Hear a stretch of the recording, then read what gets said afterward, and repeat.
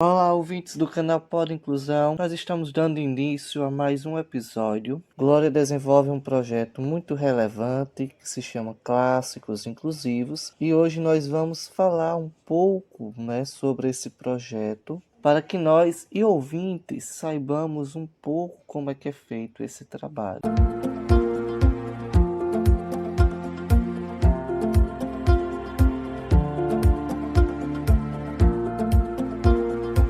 Obrigado, Glória, por estar aqui mais uma vez, contando um pouco dessa experiência super relevante, para a nossa sociedade.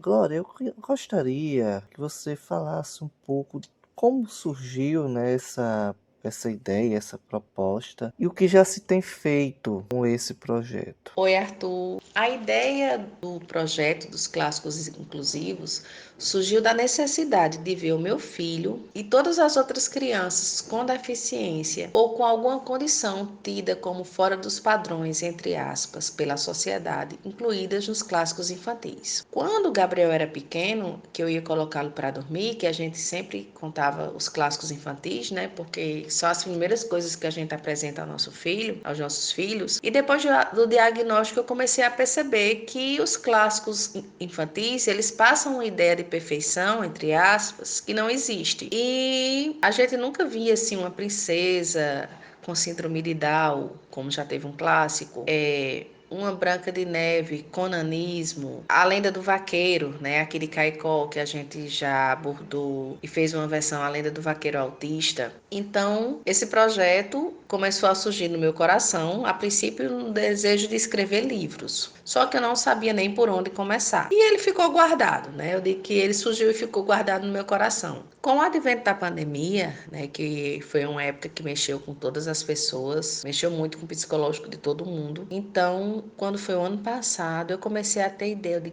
eu vou começar a escrever meus clássicos. Eu não sei quando eu vou, as minhas versões, né, inclusivas e adaptadas. Então eu pensei assim, eu não sei se um dia eu vou publicar, nem quando vai ser, mas eu vou começar a escrever. O primeiro clássico que eu escrevi foi a história dos 5 patinhos como você nunca viu antes. O primeiro clássico é uma versão inclusive adaptada daquela música dos 5 patinhos, né, que a gente sabe que os 5 patinhos vão passear além das montanhas e eles vão se perdendo, né? Aos poucos, até que a mãe vai e traz todos. Então, na minha versão, são 5 personagens, 5 patinhos, cada um com uma deficiência. Um é autista, um tem síndrome de Down, um tem nanismo, aí tem também um cadeirante e uma pessoa com deficiência e um patinho com deficiência visual. Então, os meus 5 patinhos eram irmãos, cada um com uma diferença, com uma deficiência, e eles perceberam que eram diferentes e a forma que eles encontraram para vencer, né, e para estarem sempre bem juntos foi se unir. Então,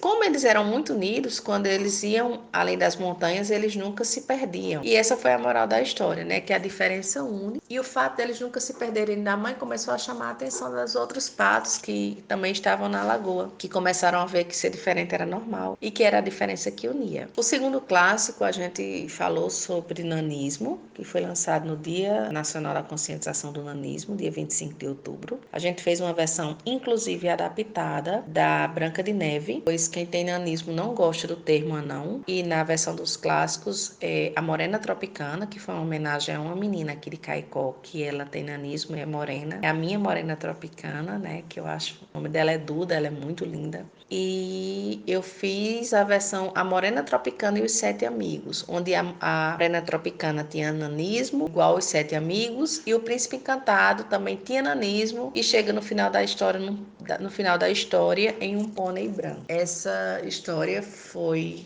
de uma repercussão muito positiva. Eu participei de uma live com o Instituto Nacional do Nanismo. Foi muito gratificante, muito surpreendente na realidade. O terceiro clássico, que fala sobre a síndrome de Williams, foi uma participação da minha psicóloga Silvia Sá. Ela tem um filho com síndrome de Williams e ela escreveu o clássico, que é uma versão do Peter Pan, que é o Eu Pan e a Bela Bel. Ela escreveu e gravou em um formato diferente, porque já fez com imagens, mas ficou também uma história fantástica.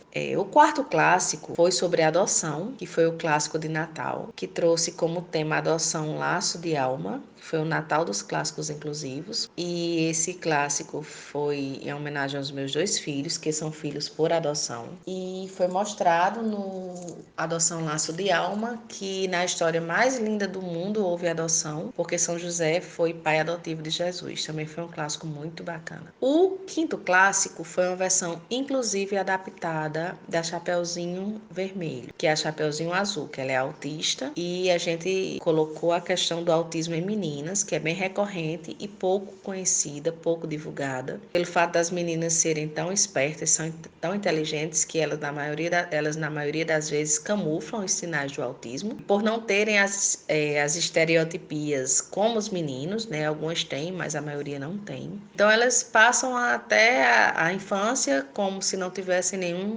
transtorno, aí vem a adolescência, e vem a ansiedade, vem a depressão, e muitas delas são diagnosticadas na idade adulta. Então eu achei muito importante falar sobre o autismo feminino para que os pais tivessem mais cuidado, né, com os comportamentos um pouco diferentes das meninas, para que elas não sejam negligenciadas, né, em relação ao diagnóstico. O sexto clássico foi a versão inclusiva e adaptada da Cinderela. Foi um clássico em alusão ao dia 21 de março, Dia Internacional da Síndrome de Down, e foi um clássico chamado Cinderela. A Cinderela foi o primeiro clássico que a gente conseguiu encaixar crianças com síndrome de Down, e durante o clássico eu falo com os meus bonecos, né, que eu utilizo bonecos de feltro. Eu fui intercalando a minha fala com os bonecos com as imagens das crianças. E assim, foi uma experiência incrível. Foi uma forma de mostrar que as crianças com deficiências, elas podem protagonizar o que quiserem, né? Elas podem ser o que quiserem. E foi uma experiência muito rica para mim, muito gratificante. Foi muito lindo ver a emoção dos pais das crianças, né, que estavam lá na gravação. E assim, ficou um clássico surpreendente.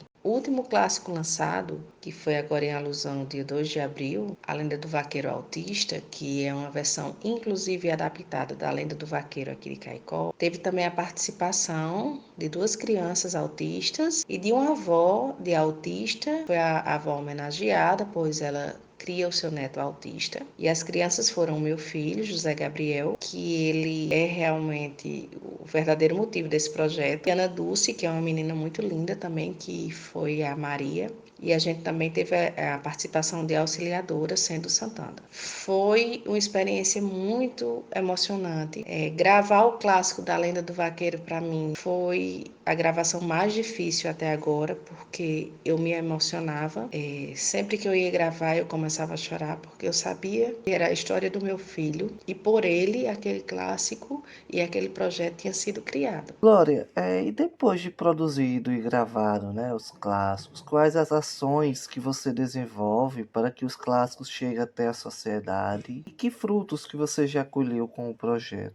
Agora vamos falar um pouco da questão do formato dos clássicos, né? Os 5 primeiros clássicos, eles eram com bonecos, só bonecos, apesar de ter tido um deles que não teve bonecos, né, que foi com imagens. E o sexto e o sétimo clássico a gente fez com a participação de crianças. Personagens na realidade reais, porque teve um adulto também. Então, esses meus bonecos de feltro, eles são confeccionados por Udi. É uma parceria muito linda nossa. Eu digo que é uma coisa de Deus, porque eu escrevo a história e jogo para ela e ela sempre me surpreende, né, com as peças. São peças muito bonitas, muito bem feitas. Coisas de Caicó, né, que a gente sabe que aqui em Caicó tudo que é feito aqui é muito bem feito. A cada visita nas escolas, eu já fui à igreja, e a cada visita aumenta o meu amor pelo projeto, a minha vontade de não desistir, porque não é fácil. Como é um projeto voluntário, eu tiro do meu bolso para poder pagar, eu pago para gravar, eu pago os bonecos,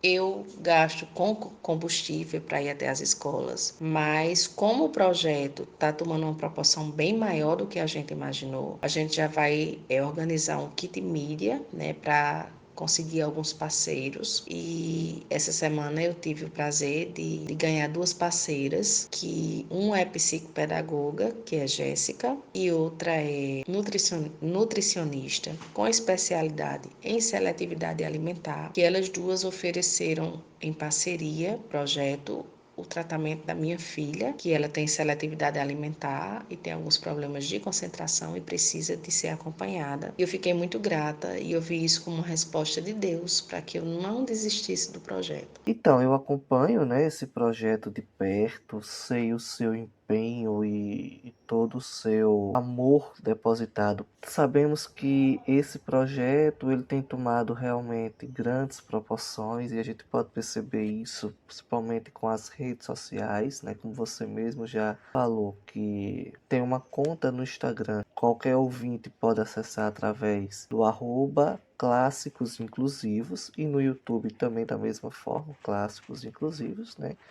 Lá estão todas as informações necessárias e os vídeos também já construídos, como Glória já falou, né, anteriormente. Mas eu gostaria de saber o que é que você tem feito, né, confeccionado na busca de arrecadar um pouco, né, para auxiliar nos custos. Além das parcerias, né, que a gente aceita com todo o amor do mundo, a gente também tem produtos, né, a gente tem os personagens dos clássicos para vender e tem tanto o boneco como tem as ponteirinhas nos lápis, porque cada peça vendida, cada pessoa que compra um lápis, cada pessoa que compra um boneco é um colaborador do projeto, né? Cada pessoa que acredita, cada pessoa que divulga, cada pessoa que compartilha é parte desse projeto. Quem quiser também participar, né? Quiser ser parte desse projeto, pode procurar nas redes sociais, né? Pelo direct ou pelo meu WhatsApp, que também tem disponível na bio.